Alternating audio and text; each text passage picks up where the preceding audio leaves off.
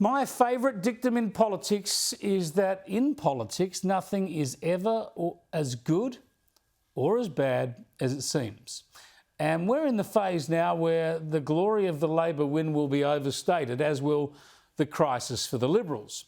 Let me assure you of two things. Eventually, Labor will crash back to earth and the coalition will rise. It's ever thus, the cycle continues.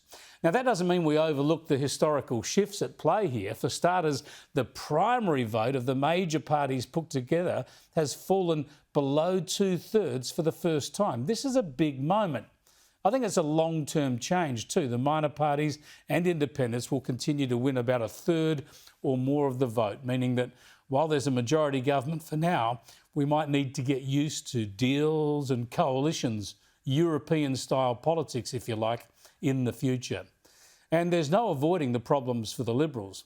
They are not existential, but the Libs do face a massive rebuild, and they're probably too far behind now to have any hope of winning the next election. They're forced into a two-term strategy from the outset. Let's hope they use that time well. So what went wrong? Well, we all know it was a bad campaign, abysmal really. I still don't know what the campaign theme was, what their main argument was. It escaped everyone. And they failed to fight back against what Labor threw at them as well. And let's face it, Peter Dutton was not a popular candidate. He's no charismatic leader like Bob Hawke or Bill Clinton. We all knew that, but neither was John Howard. The reason Dutton led in the polls a few months back was because he took up the arguments on immigration, on nuclear energy, on the cost of living. And one of the reasons he fell behind was he stopped doing that. Instead of making arguments, leading the national debate, he was reduced to glib lines from focus groups provided by the pollsters. And instead of being upfront about the nation's economic and budgetary woes and the recklessness of Labor's giveaways, Dutton was spruiking giveaways of his own, cuts to petrol tax and a tax rebate, even when he'd voted against Labor's future income tax cuts. It didn't make sense. These are the wrong policies because you can't beat Labor at the giveaway game, and it also weakened the coalition's strong suit on economic management. Apparently, the Liberals had a bigger tax reform agenda ready to go, but Shadow Treasurer Angus Taylor was forced to bin it. It was about the full indexation of taxation, income tax thresholds, but there was no hint of this when I asked him about it during the campaign. The other way then to deal with debt is obviously to grow the economy. You've got to control your spending and grow the economy so that debt shrinks. And one of the ways to help grow the economy is taxation reform. Are you just going to dismiss Labor's miserly sort of gimmicky tax cuts and do nothing? Or are you going to give us some taxation reform, perhaps even indexation of rates to get rid of bracket creep? Well, we've already announced important tax changes, and right at the heart of that is accelerated depreciation. Some like to poo-poo this. We now know they had the reform, but they binned it. Real reform would have been welcome, a way to ensure that taxpayers keep more of their own money and to reinforce the need for smaller government. I think the giveaway that many analysts have underestimated from Labor was their promise to cut 20% from HECS debts. That's $16 billion cut from all student loans. Sure, this was fiscally irresponsible, but it was a direct election bribe for millions of young people and their parents. There's no doubt it bought votes. And that seemed obvious when the Prime Minister fronted his first press conference back in Canberra post-election today. When it comes to legislation and policy, what is the first item on the agenda for you? 20% cut in student debt, as I promised. Yeah, he knows how big that was. Another mistake by the coalition was not doing more on energy, of course. The one truly historic and necessary policy they took to this election was the nuclear energy plan. All the facts, all the arguments stack up for this policy. You know, you've heard about it for months, if not years, on this program. And our nation is going to need to go down this path anyway if we're going to stick to net zero. Yet presumably they were warned off this issue by the pollsters, and Dutton and his team avoided it. I would have taken the travelling media pack to Lucas Heights and shown all Australians the reactor already operating in Australia right now. I would have taken them to the bush to show them the destruction that the renewables rollout is delivering across the country. And I would have taken them to a proposed nuclear reactor site to show them the infrastructure that's already there and to proclaim the logical benefits. Another more deep-seated mistake by the Coalition was to misinterpret the voice referendum. I heard Coalition MPs and strategists talk about the percentage of no voters in various electorates as if that gave them some encouragement for Coalition votes. The two are completely unrelated. The Coalition need to understand that the voice was defeated the moment they decided to oppose it. No referendum was going to pass without bipartisan support.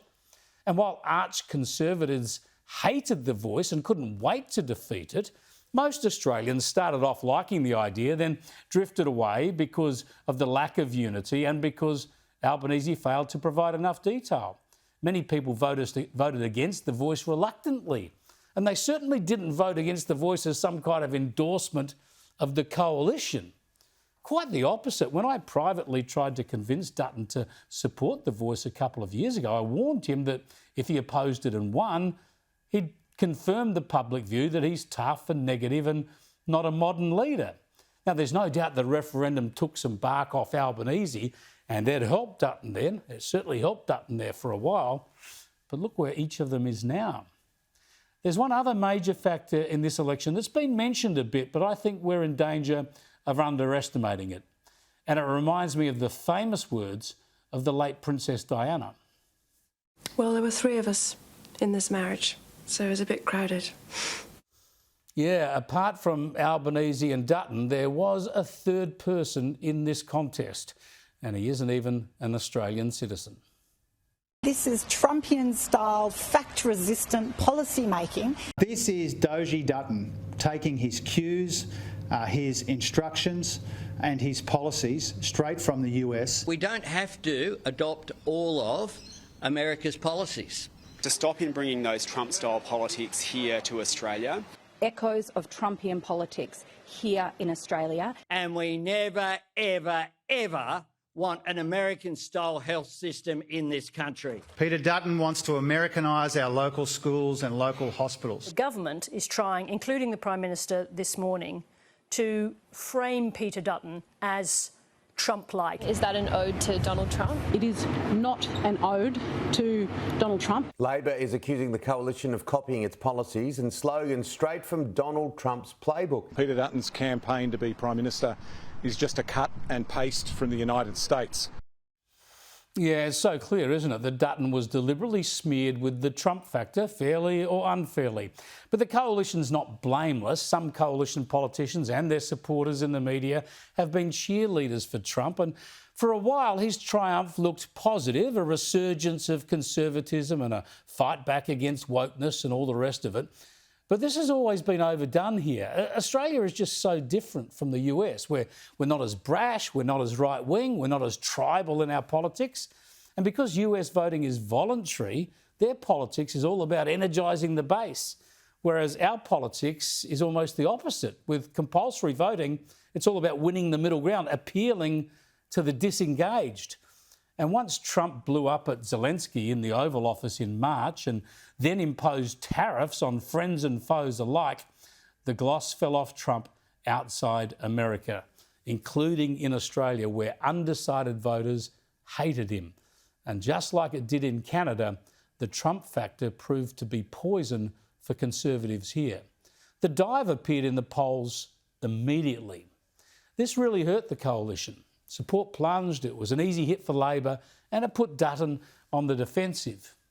Yet, in the irony of all ironies today, Albanese had a call with Trump, and the US President told us he didn't even know who Dutton was, while he only had praise for Albanese. Albanese, I'm very friendly with. I don't know anything about the election. He's been very, very nice to me, very respectful to me. I have no idea who the other person is that ran against him. And, you know, we've had a very good relationship. Yeah, Trump has had a huge impact on this election, and he's all Albanese's problem now. Although given Trump loves a winner, Albo might do okay with him too. As for the Liberal Party, sure, they're light on for personnel, their state branches are disorganised, and they face a long period in the wilderness under a new leader yet to be chosen who'll struggle for recognition and attention. But as for their direction, what they need to get back to, it's all there. It's all still there in their famous "We Believe" statement. The Liberals believe in lean government that minimises interference in our daily lives. They believe in freedom of thought, worship, speech and association, and the importance of family and the role of law and justice, as well as equal opportunity for all Australians.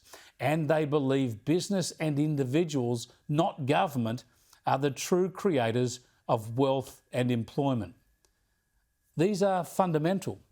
And while Labor makes government ever bigger and more people become dependent upon government, it's no reason for the Liberals to give up. It's all the more reason to argue the alternative before the Ponzi scheme of ever-increasing government, higher taxing and spending and debt and deficits, before that Ponzi scheme crashes. The Liberals need to get cracking already.